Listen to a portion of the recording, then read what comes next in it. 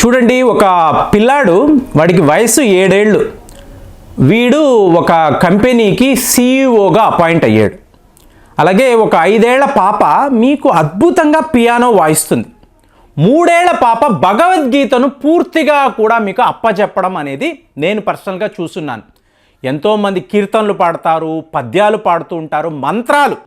మనకు అసలు 2 మంత్రాలు కూడా గుర్తు లేనప్పుడు 100ల మంత్రాలు చెప్పేవాళ్ళు ఉంటారు. ఎంత వయసు? 3 ఏళ్ళు, 4 ఏళ్ళు, 5 ఏళ్ళు. ఎలా ఇది వస్తుంది అంటే పూర్వజన్మ సుకృతము అని చెప్పి చాలామంది మాట్లాడుతూ ఉంటారు. అలాగే ఇంకొక వైపు చూడండి, మీకు ఒక పౌరహిత్యము చేసే ఒక మహోన్నతమైన వ్యక్తి, ఒక గుడి పూజారి, అంటే ఈ ఆలయంలో అతను ఎన్నో ఏళ్ల పాటు అర్చకుడుగా ఉన్నాడు. ఇతనికి ఒక 3 అబ్బాయిలు. సరిగ్గా 3వ అబ్బాయిని మీరు చూశారనుకోండి, ఇతను ఎవరెవరో ఫ్రెండ్స్ని కలవడము, వాళ్ళతో పాటు తిరగడము, తిరుగుతున్నప్పుడు విపరీతంగా ఇతను మాంసాహారము భుజించడము. ఏది? పౌరహిత్యము చేసే కుటుంబంలో ఇలాగ మాంసాహారం అంటే వీళ్ళు పూర్తిగా శాకాహారులుగా ఉండాలి కదా. మరి ఈ కుర్రాడు మాత్రం ఎలాగ ఇంతలాగా అంటే ప్రతిరోజు ఏదో ఒక రకంగా ఈ మాంసాహారం తినాలి అని చెప్పి అనుకుంటాడు. సో ఇప్పుడు దీన్ని మీరు అడిగారు అనుకోండి, పోయిన వీడియోలోనే మాట్లాడాను, వైదీశ్వరన్ కోయిల్లో అగస్త్యుడు మీ గురించి ఏమి రాశాడు, శివసిద్ధుడు ఏమి రాశాడు, వశిష్ఠుడు ఏం చెప్పాడు అంటే పూర్వజన్మ సుకృతము అంటాము, అలాగే పూర్వజన్మ వాసన అని అంటాం. అంటే ఒక మెకానిక్ ఉంటాడండి, మీకు పంచర్ వేసేవాడు పొద్దున్నే తలకు స్నానం చేసి మీకు గుడికి వెళ్ళడము, పూజలు చేసుకోవడము, స్వచ్ఛమైన మీకు శాకాహారమే తినడము ఎలా వచ్చింది?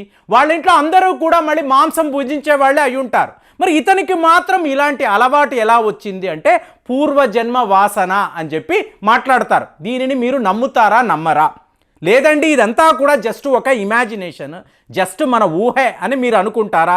మరి 7 ఏళ్ల పిల్లవాడు, అంత పెద్ద కంపెనీ, దాని యొక్క భవిష్యత్తు ఎలా ఉంటుంది, వ్యాపారం ఎలా ఉంటుంది, ఆ కంపెనీ యొక్క మేనేజ్మెంట్ యొక్క రూల్స్ అండ్ రెగ్యులేషన్స్ ఎలా ఉండాలి, వాళ్ళ మిషన్ ఏంటి, విజన్ ఏంటి, ఇదంతా 7 ఏళ్ల పిల్లాడికి ఎలా తెలుస్తుంది?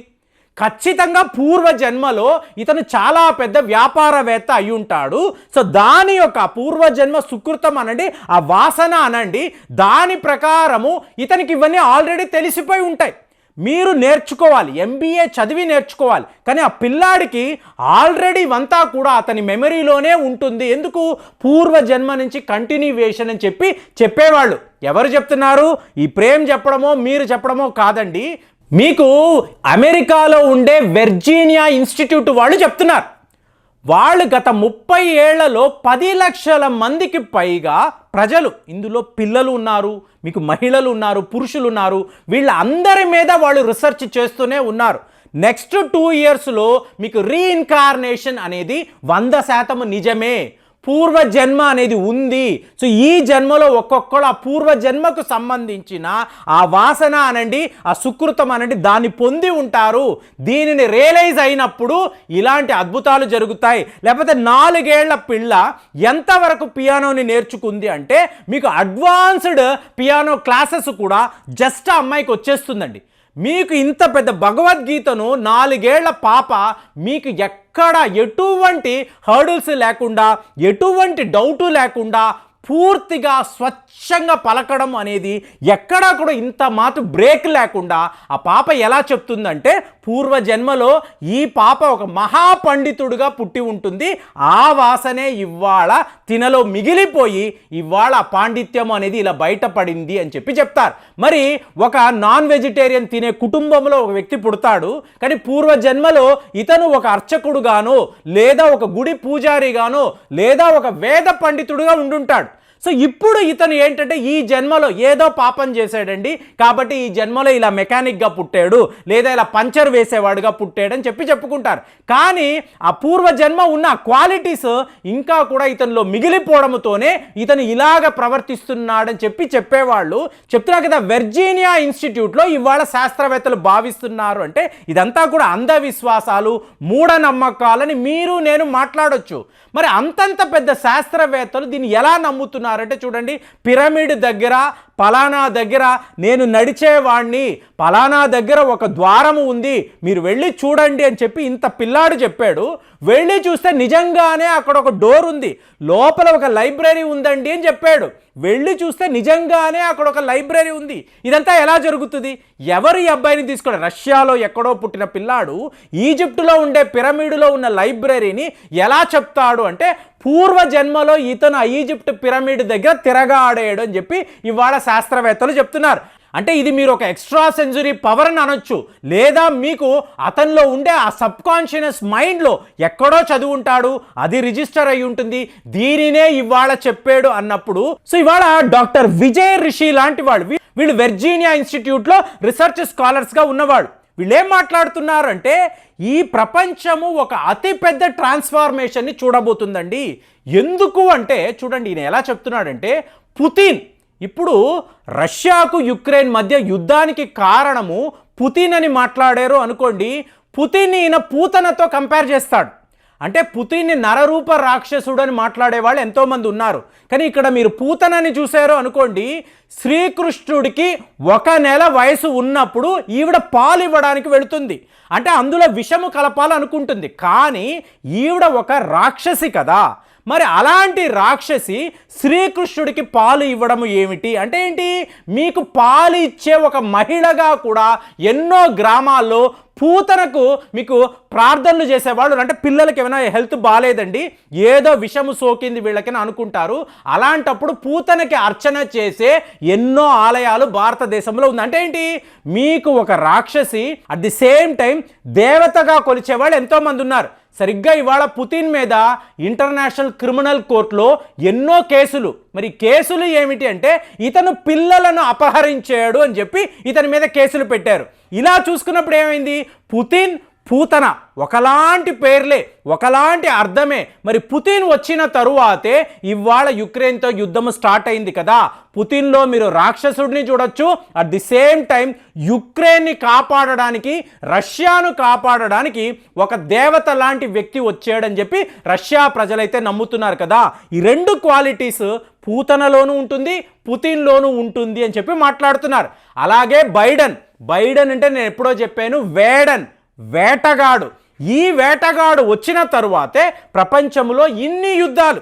రష్యా యుక్రెయిన్ యుద్ధానికి కారణము ఈ బైడెన్ అనబడే మీకు వేడన్. ఈ వేడన్ అనేవాడు రావడంతోనే వేట అనేది మొదలైంది. అలాగే మీరు బెంజమిన్ నాదన్యాహు, నాదన్ అంటే శివుడు అని అర్థము, యాహు అంటే దక్షిణము నుంచి వచ్చిన Dakshinamurthy, gift of the God అని చెప్పి మీకు హిబ్రూలో అర్థము. మరి నాదన్యాహు వచ్చిన తరువాతే హమాస్ తీవ్రవాదుల పట్ల, అలాగే పాలస్తీనియా దగ్గర ఇంతంత పెద్ద యుద్ధాలు జరుగుతున్నాయి కదా. దక్షిణామూర్తి అనబడే శివుడే ఈ యుద్ధాన్ని చేస్తున్నాడా అంటే, ఈ పేర్లంతా చూసారనుకోండి కాంటెంపరీ సొసైటీలో. అలాగే నరేంద్ర మోదీ, ఈయన వచ్చిన తరువాత వచ్చిన మార్పులు మీరు ఊహించగలరా? జీ జింగ్పింగ్, వీళ్ళందరూ ఒకే టైంలో పాలనలోకి రావడము, ప్రపంచంలో ఇన్ని యుద్ధాలు, ఏదో ఒక పెను మార్పు కోసరము. శ్రీకృష్ణుడు ఏమంటాడు? నువ్వు శాంతిని కోరుకుంటున్నావు అన్నప్పుడు ఒక పెద్ద యుద్ధాన్ని కూడా కోరుకోవాలి. యుద్ధము తరువాతే ఈ ప్రపంచంలో శాంతి అనేది నెలకొల్పబడుతుంది అని అన్నాడు. చూసారా? కరెక్ట్గా అలాంటి ఒక యుద్ధము వైపే వీళ్ళందరూ వెళుతున్నారా అంటే ఏంటి? వీళ్ళందరూ కూడా పూర్వజన్మలో వీళ్ళు ఇలాంటి క్యారెక్టరిస్టిక్స్తో, అంటే ఇప్పుడు వేడన్ అన్నప్పుడు అతను ఏమంటున్నాడు? నేను ఒక భారతదేశానికి చెందిన పౌరుణ్ణండి, నా పూర్వీకులందరూ కూడా భారత్లోనే పుట్టారని స్వయంగా బైడెన్ చెప్పుకుంటూ ఉంటాడు. అంటే అలాంటి క్వాలిటీస్ ఉన్న కుటుంబంలో పుట్టి ఇప్పుడు ఈ జన్మలో ఇతను అమెరికా అధ్యక్షుడు అయ్యాడా? నాదన్యాహు అన్నప్పుడు నాదన్ అంటేనే భారతదేశానికి కనెక్షన్ ఉండే ఒక వ్యక్తి కాబట్టి మరి ఇతను కూడా ఇలాంటి వంశాల్లో నుంచే వచ్చాడా? ఇలాగ ఆలోచించారనుకోండి, ఈ జన్మలో వీళ్ళందరూ కూడా ఇలాగ ఈ దేశాలకు ప్రధానమంత్రులుగా, అధ్యక్షులుగా పుట్టి ఒక పెను మార్పుకి కారణంగా మారారా అని చెప్పి ఈరోజు ఒక పెద్ద రీసెర్చ్ అనేది జరుగుతుంది. మరి పూర్వజన్మ సుకృతము, పూర్వజన్మ వాసన, మరి ఆ రోజుల్లో వీళ్ళు ఇంతంత పెద్ద యుద్ధాలు చేశారా? ఆ యుద్ధాల్లో వీళ్ళు మరణించారా?